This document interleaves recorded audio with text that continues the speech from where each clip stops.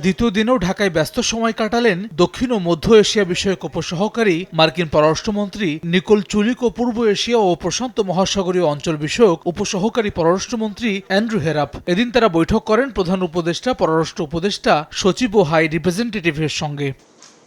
দুপুরে পররাষ্ট্র মন্ত্রণালয়ে আসেন মার্কিন প্রতিনিধি দল, বৈঠক করেন সচিব ও উপদেষ্টার সঙ্গে। পরে পররাষ্ট্র সচিব জানান, মার্কিন যুক্তরাষ্ট্রের সঙ্গে রোহিঙ্গা ও বাণিজ্য ঘাটতি কমাতে আলোচনা হয়েছে। দ্বিপাক্ষিক বৈঠকের বিভিন্ন দিক নিয়ে আলোচনা করেছি। আমাদের এই সরকারের যে চলমান সংস্কার কার্যক্রম সেটা নিয়ে কথা বলেছি। সামনে যে নির্বাচন, সেই নির্বাচন নিয়ে কথা বলেছি। ইউএসএইডের যে সহযোগিতা সেটার পুনর্বিবেচনার কথা বলেছি। বিশেষ করে স্থান পেয়েছে রোহিঙ্গা প্রত্যাবাসন।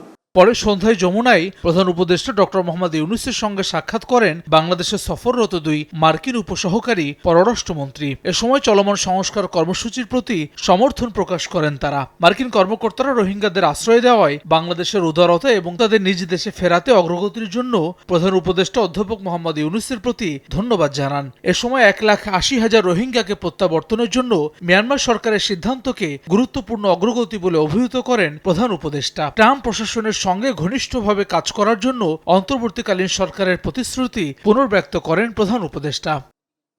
বৈঠকে বাংলাদেশের জাতীয় নিরাপত্তা উপদেষ্টা ডক্টর খলিলুর রহমান এবং ঢাকায় নিযুক্ত মার্কিন মিশনের প্রধান ট্রেসি অ্যান জ্যাকবসন উপস্থিত ছিলেন। হাসান ওয়ালি, সময় সংবাদ, ঢাকা।